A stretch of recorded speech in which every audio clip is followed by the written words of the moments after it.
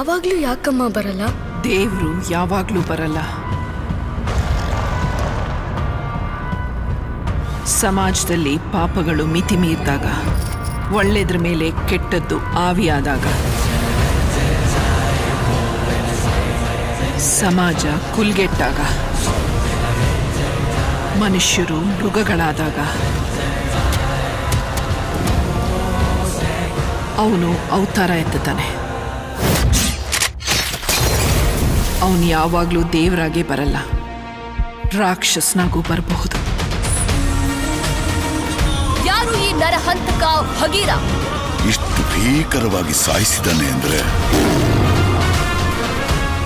ಅವನ್ಯಾರೋ ರಕ್ತ ಕುಡಿಯೋ ರಾಕ್ಷಸನೇ ಇರಬೇಕು. ನಿಮ್ ಸಿಟಿ ಒಳಗೆ ಒಬ್ಬ ಇಷ್ಟು ಮೆರಿತಾ ಇದ್ದಾನೆ, ಇಷ್ಟು ಜನ ಸಾಯಿಸ್ತಾ ಇದ್ದಾನೆ.